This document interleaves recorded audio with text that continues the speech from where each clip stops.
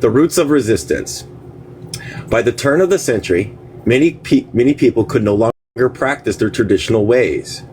Here in Gankanashkowi, Kuwait, we lost our songs, dances, and ceremonies. Before 1924, they raided our ceremonies like some drug busts. My grandmother could tell me that if Christians in the community heard them practicing, they would call the Royal Canadian Mounted Police, RSMP, who would come to beat people up and arrest them for carrying out their traditional Thanksgivings. If we were going to express our thanks, they wanted it to be in the village, in the church, using the white man's God to show our thanks. But we knew that that was not our way, so we continued underground, hidden in the woods. After 1924, the colonial powers must have thought we had finally lost our traditions, so they stopped the raids. At that time, most of us did not know our traditional songs and dance anymore. So we turned to our brothers and sisters in the other territories and gathered all the pieces to the puzzles back together. Our brothers and sisters from other Mohawk communities helped us to regain our traditions and reestablish the Great Law of Peace. I think that's it. The Gawanara Hungangwa. And in 1928, say again? You are correct. It is the Great Law. I did it right? Woohoo! And in 1924, a new Garandarangawa longhouse was built in Gankawanawake. As a kid, I used to hear old timers talk about what they went through. I was just a little guy at the time, but I listened diligently.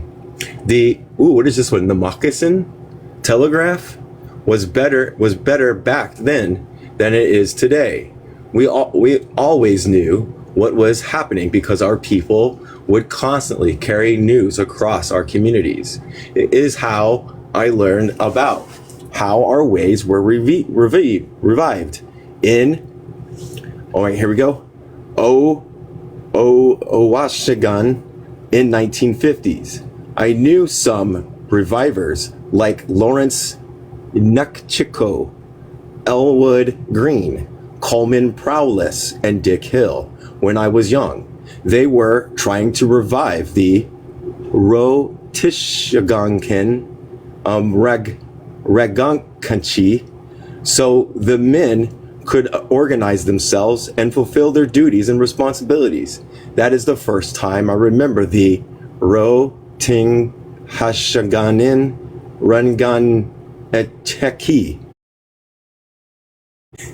being received in modern times. The RSMP frequently attacked traditional people from, here we go, Oshawanganguin back then.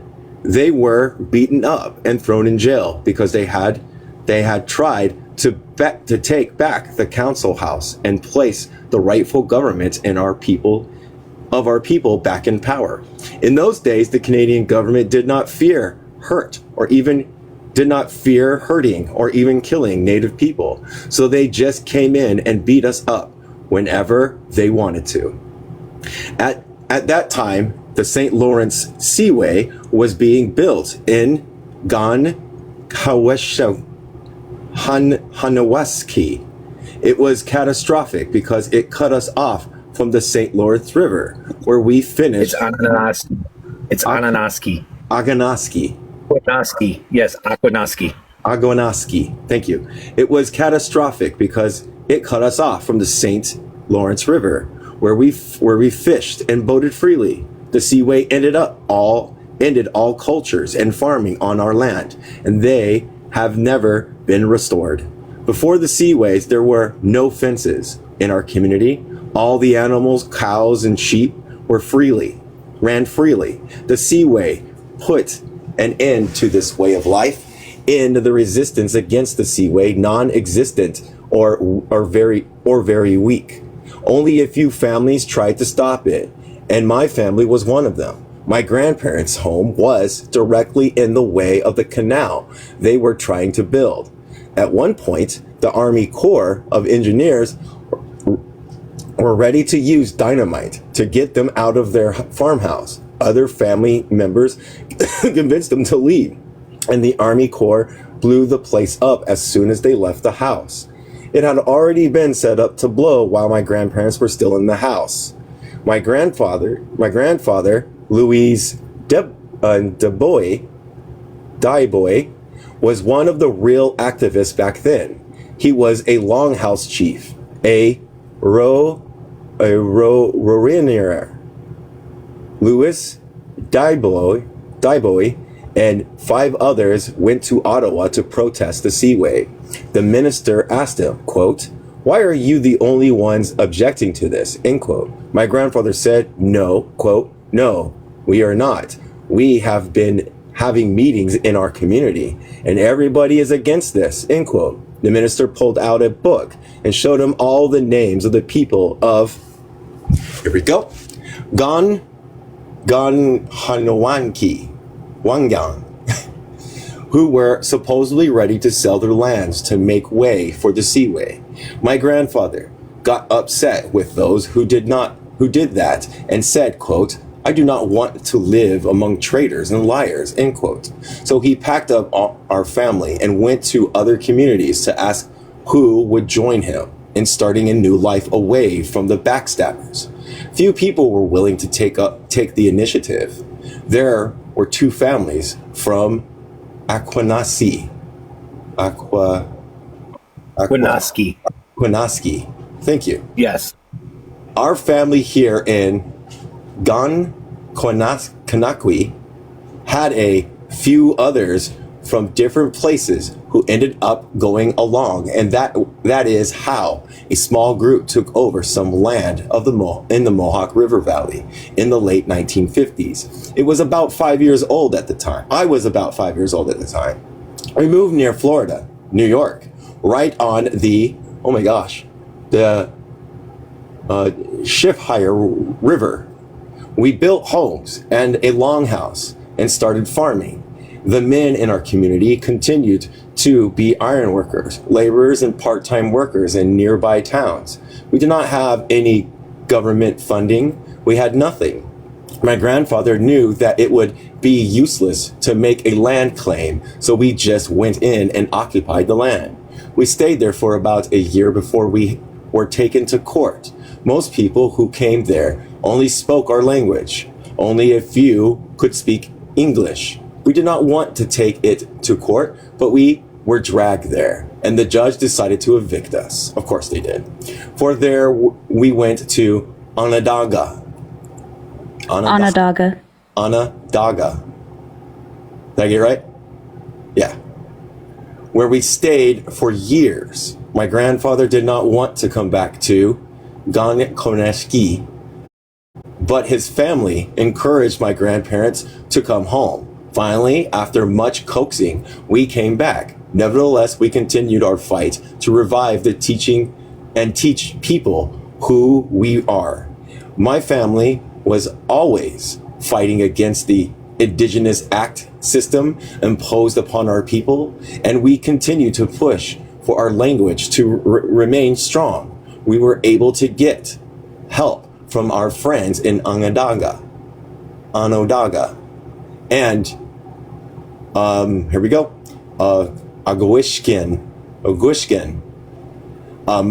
to get our songs and dance back. My brother, cousins, and I practice singing and dancing every day, thus reviving our songs and dances.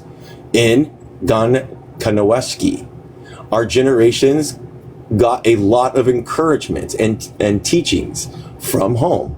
Growing up and being raised by my grandparents, we heard a lot of older people talk about things from a long time ago.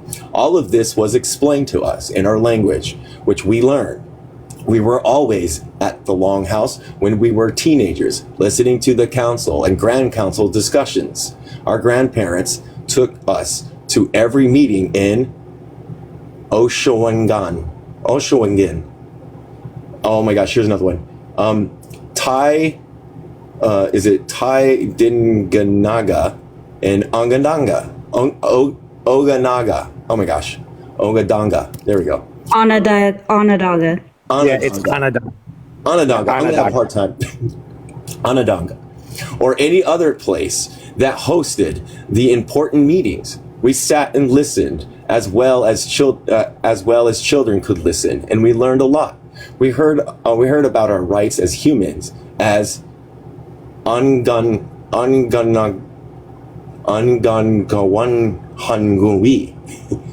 about our lands and about our political system, language, culture, and religion that were forced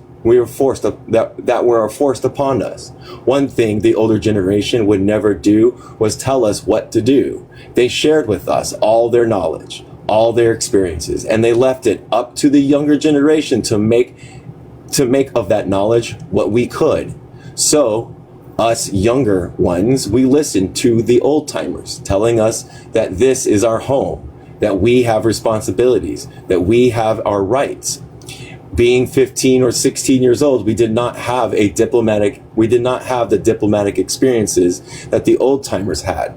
They used to say, quote, let's send a letter to Albany. Let's send a letter to Washington. Let's send a letter to Ottawa, end quote. That is what they used to do. They had paper tigers being sent out there, but the paper tigers had no teeth. They were the first generations to get really physical, reviving the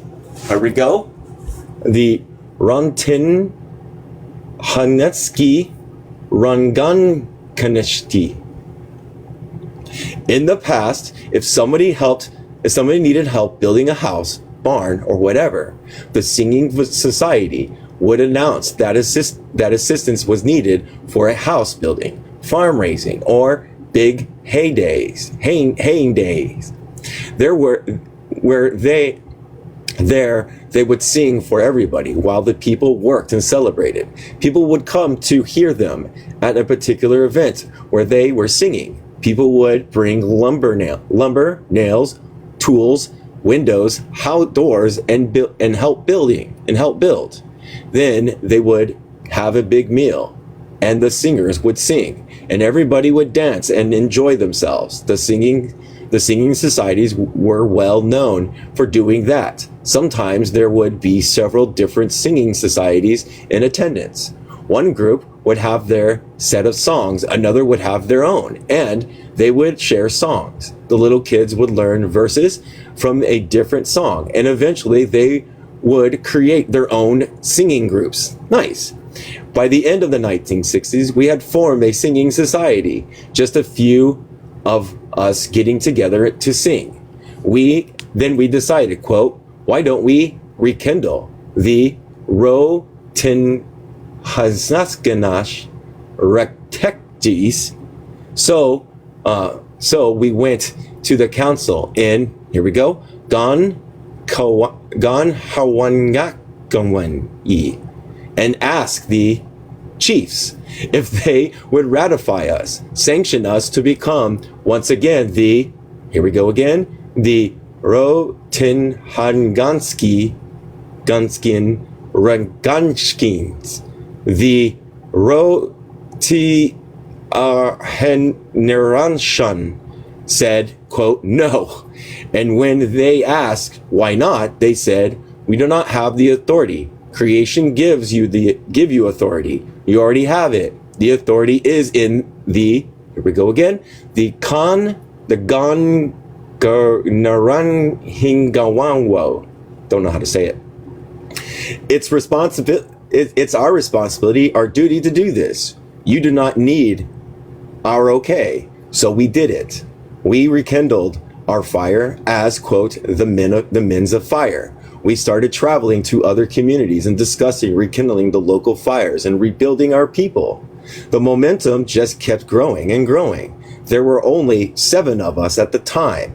We asked Louis Hall, the artist who made a crest for our singing society, to create a new one for the, I'm going to try this again, the Rotinhangiskangen Rungankentech.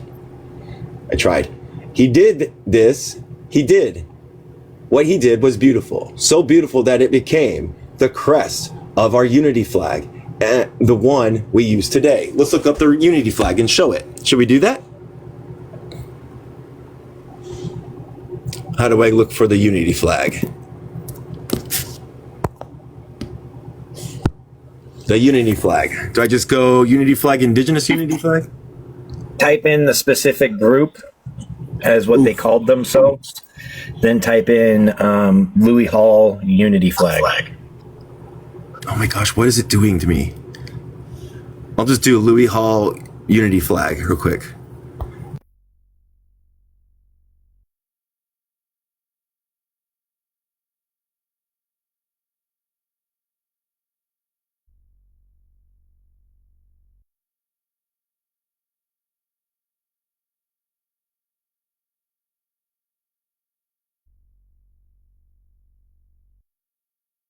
Is it this one? I think I got the right one. No. As soon as I can find the effect. It should. That one, yeah, right? It's going to be because what you're describing, I was waiting for you to pull it up. It's what you're describing as the Warrior Society. It's what later came to be known as the Warrior Society. Okay. Flag. Unity. All right. All right, and there's the unity. There's the unity flag. Nice. Louis Hall was not a Longhouse person at the beginning. He was initially a very devoted Catholic on his way to joining the priesthood. Oh my gosh. One day he came across some Bible material that caused him to question his belief, thank God. He started looking into it more until he uncovered many contradictions in the Christian teachings. Kind of like you. He used to argue with the Longhouse people while promoting Christianity. You never did that though. And then one day he became interested in finding out more about the Gan. I keep wanting to do the G because it's say go. So go in niri ho gankoa. So sorry. There were many intelligent men in Louis Hall's generation, like Frank, it's Natawe, Roy Mounter, and Stanley Moyo. There were all affluent speakers of our language and English, and Frank could speak French. They could sit at their beer table and discuss the Goenari Hogarawa. Then they started to show up at the Longhouse. They would listen, observe, and watch, and were reinstated into the Confederacy at the Longhouse. It was a tremendous boost for the people of the Longhouse. When that happened, these men could write, speak, and teach, and they were quick learners. They were knowledgeable in history, not just our history, but also world history and Christian history. I sat in Louis Hall's house when different cardinals and bishops would come from Montreal to try to debate him. I saw him sit down with Presbyterian, Methodists, Lutherans. Nobody could beat him in a debate. It was wild. They would all talk about with their tails between their legs, because they could not keep up with him, and he knew more about their religion than they did. I wonder if that reminds me of anybody.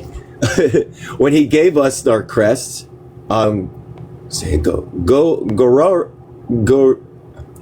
I keep wanting to say karar, but it's Targichi. Explain some things to us about psychological warfare. He told us stories about the battle of the Plains of Abraham nearing Quebec City when the French were defeated. It was not the British who defeated them, it was the Iroquois. Actually, the French defeated themselves. All those young soldiers growing up in France had always been told that the Iroquois, they're going to use this, were quote-unquote devil people. Now they were young soldiers sent over here, and they had never seen any Iroquois. They had only imagined them in fear from what had been taught to them. During that battle, the French outnumbered the British, but they had no idea that hundreds of Iroquois warriors were at the British garrison. They came marching at each other as soldiers did back then, and fired the first volleys of bullets. But suddenly the British lines opened up, and out came hundreds of Iroquois warriors, screaming their war cries. As they ran towards these French soldiers, the French soldiers froze. The devils themselves were coming at them. They were so afraid that they dropped their guns, and our people just overran them. The French defeated themselves by brainwashing their children to believing our ancestors were devils and horrible creatures. Karana, it's Garan no Gankatish told us these stories to build our spirits. He would say, quote, "You call yourselves Rotish Hashkens Rokuntis." I can't say these things. I'm so sorry. And that's fine. But what if you called yourself the Warrior Society? You know, the white man has brainwashed himself into believing that every indigenous is a fighting machine. You can use the weapons you have in your arsenal or psychological weapons. We said, oh, quote, okay, and we wrote. Here we go again. Ro tai haskin rungankenst on top of the crest of the Warrior Society. Underneath it, we took it to the printers, who told us, quote, you know, if you print 7, it's almost the same price as getting 250.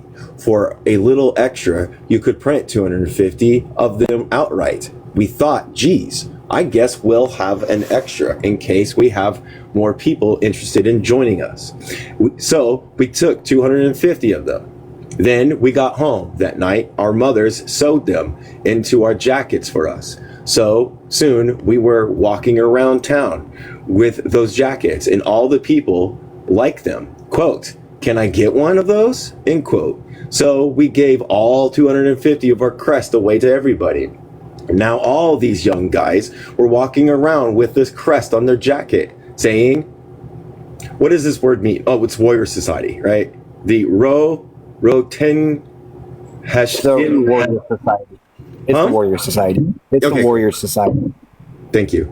Warrior Society. Suddenly, the police saw a couple of hundred indigenous boldly stating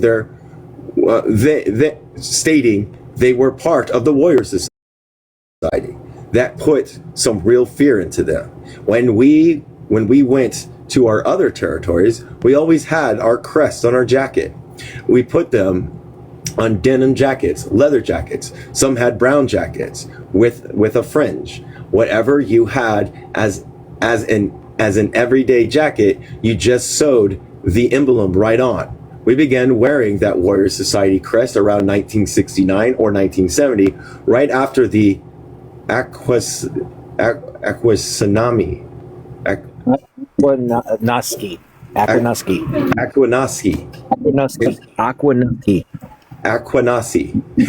No, Aquanaski.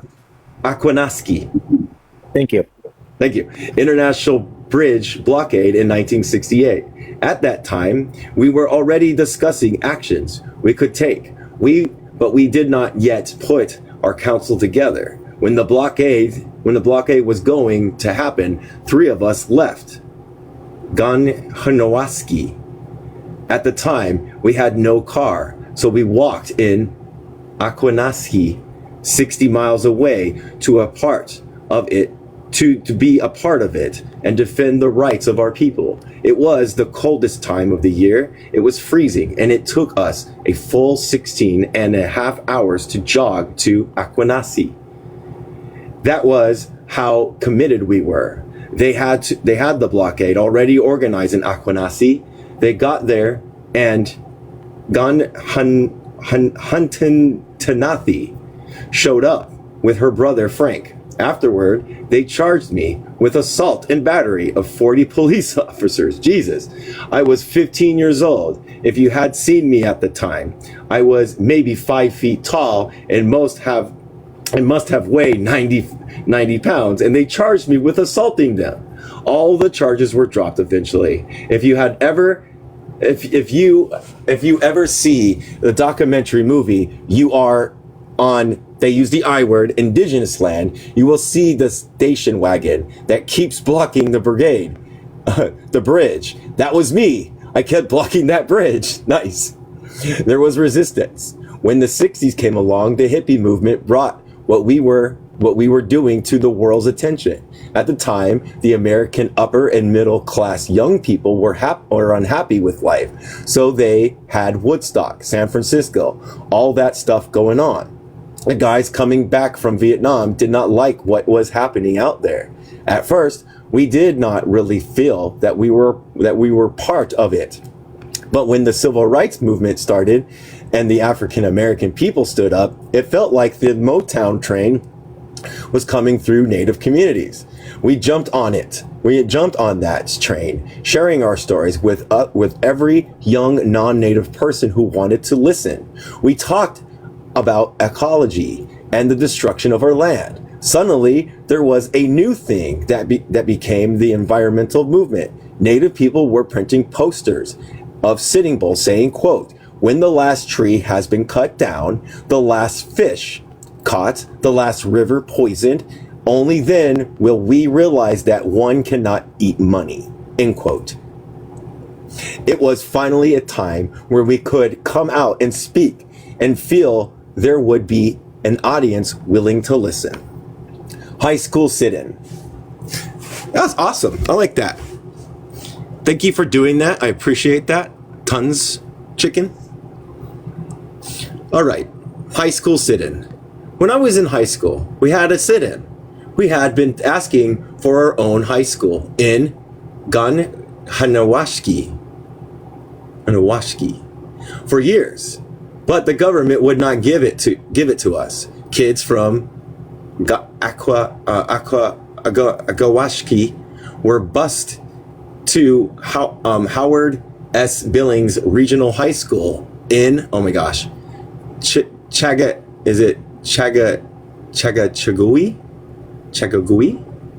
and settled the settler town next to Ganhashawaski.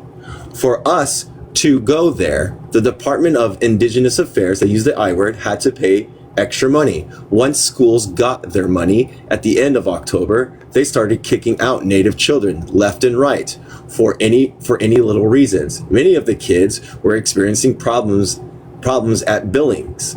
However, I did not experience this issue at all. I was the only kid going to that school that did not have to follow a dress code, that did not have to take history or do what everybody else had to do, because I stood up for myself. When I was told that I had to dress according to school policy, I said, no, it's just a policy. The law says that you have to give me an education. The law supersedes your policies, end quote. They looked at me and said, quote, "What the hell kind of kid is this? He's talking law to us," end quote. The school staff was not even familiar with what I was saying. They were in education, not a law. Here I was rattling all kinds of stuff out to them. I had learned from the best: Louis Hall, Peter Domi, Frank Natiwi. They were very wise men and always said, quote, "You'll never get anywhere if you don't assert your sovereignty," end quote. So I asserted my sovereignty in everything I did. When the other kids had problems, I was home doing my homework. When the other kids' parents asked me why I did not have problems at school, I told them it was because I asserted my sovereignty. Half of them didn't even know what that meant. They wanted me to help them get their kids back to school. I said, quote, "Tomorrow you should accompany your kids to school. Go to the office and talk to the principal about getting our kids back in. I'll take care of the rest," end quote.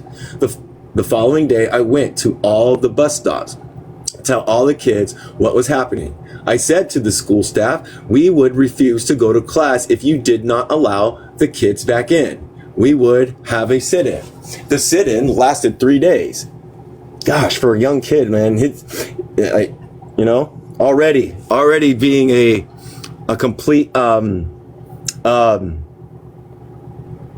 a complete like revolutionary already.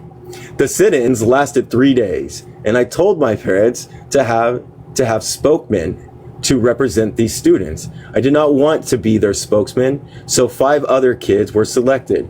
When the head of the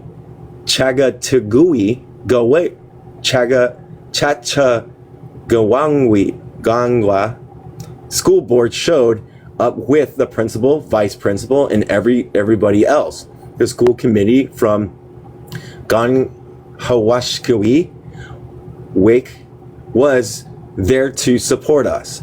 I had brought a bag of rattles and drums to sing while we were having our sit-in.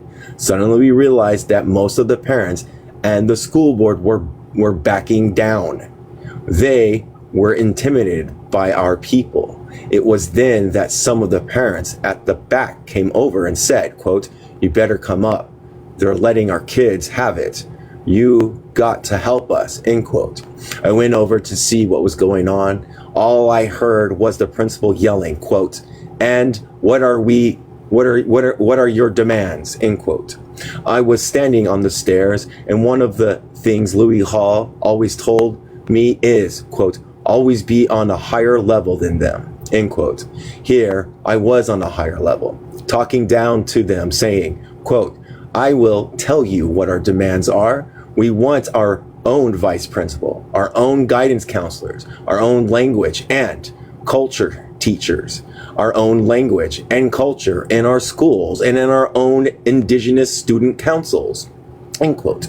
They were all listening and said, quote, "There are no natives available who would be qualified enough to be a vice principal.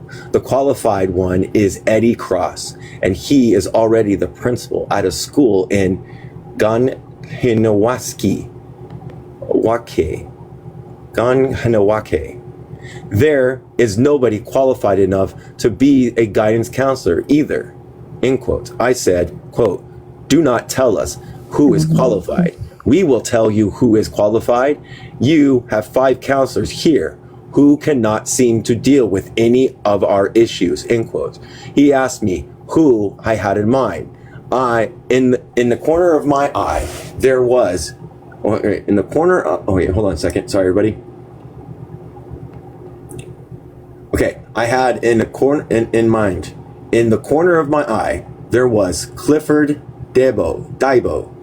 I could see his leather jacket. I grabbed him and said, quote, "This is our guidance counselor." So he became our first guidance counselors. We got 4 out of our 5 demands. The only one we did not get was an indigenous vice principal. The newspaper in Montreal Gazette, the Star, the television, all the media covered the story. When the band council showed up, Ron Kirby tried to talk to us, but we did not even want to listen to what he had to say. You see, there was no master plan at that time. We just did whatever was necessary. After that, people in the community thanked me. However, I cannot take credit for what happened because I just happened to be there, and I am glad to have people who coached me, my grandparents and the elders. I credit them for passing it on. All the kids I was going to school with did not feel any different from me. They just did not have teachers at their homes the way I did. Longhouse Revival in Handsome Lake. By that time, still a teenager, I was already part of the Rotinghanganski Rugankist. We went all around the Confederacy, talking to others. Everybody started setting their councils back up. I asked the Akanawaski the Ganganashkiti Gang, and went and then met up with the Oweda, the Tuscarora, Oneida and Tuscarora. In Tuscarora, thank you. I traveled all over. At that time, the Six Nation Confederacy did not know how to deal with us because they couldn't come out openly and just tell us we don't know what we are doing. At some point, we asked them for a recital of the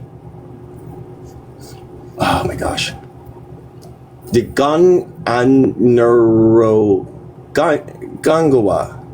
They answered, quote, but it has not been recited in 200 years, end quote. So we said, well, exactly. Don't you think it's time to recite it? The first modern I can't say the dang word. Hold on a second. Recitation of the Great Law was held around 1970 in Ashkawagan. However, Ashkawagan? How? Depending on which word you're trying to say, is it Ashkenaske? Yeah, I think so. It's SOHSWE. Put it in the comments. Yeah. Ashkawagan. Once I see which word you're trying to say. Yeah, hold on. Hold on. I'm trying. I have to do so much shit to do this. And I can't see it, of course. OH. Sorry, I got it. Thank God. I'm going so slow. My bad. No, it's okay. However, say again? Anawashki. Okay. Yeah. However, when we went there for the 10-day recital, we only heard religion for 10 days. What they were reciting was the Handsome Lake Code. We got into a big war of words over there. Furthermore, Mohawks were constantly being condemned because Mohawks did not follow the Handsome Lake Code. We were Gangawa people. George Washington and Thomas Jefferson were happy with Handsome Lake. They did not have to come in to destroy us anymore. We would destroy ourselves with a new religion. Then the Americans could take the example of the Iroquois and draw inspirations from the Great Law of Peace in their constitution. The Handsome Lake region kept pushing on our people to believe that we do not need our knowledge, and all we need is faith. We are not superstitious people, regardless of how Hollywood, the history books, and everybody else portrays us. We are very realistic people. When we talk about what we believe in, we call it the way of reality. They used a different word. It comes from, which means something that is definite and unquestionable. We follow the way of reality. However, when we talk about the religions that came from across the ocean, we call them man-made realities. They used a different word. A man-made reality, because it's only a reality in our mind, not in the real world. By contrast, the Ganherwayo is just that, is just what it is. What is there? There is no question that there is water. There is no question that there is air. There is no question that there's trees exist and that the grass grows when the rain falls. There is no question in speaking for itself. When we say, meaning we are all free or we are all sovereign, what we mean is that our freedom is a natural reality. Comes from the two words which mean the way it is. We are thus people of the way it is. We follow the way of creation, the way of nature. Nature is free, and since we are a part of it, we are also free. We cannot control nature. We have to go its way. So here we go. Try it. The 10 way te When weenie, io, means that we are people who follow the way of nature, which is based on freedom.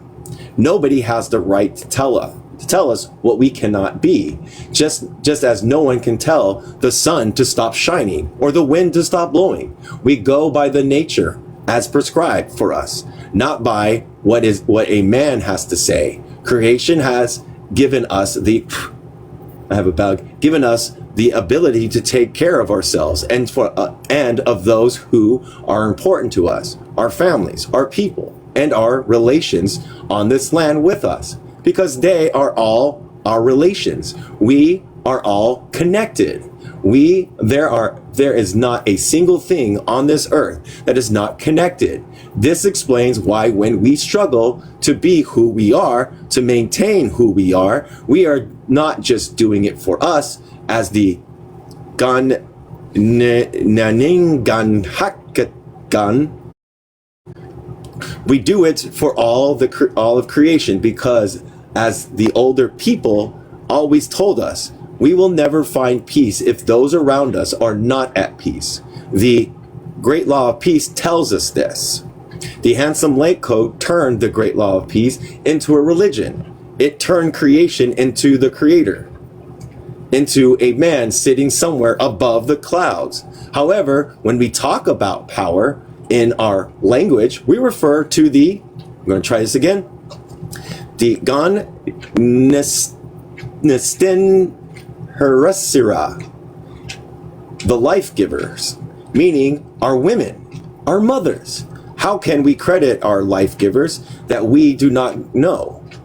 Something that we have never seen, something that is not even among us, when we know very well where life comes from.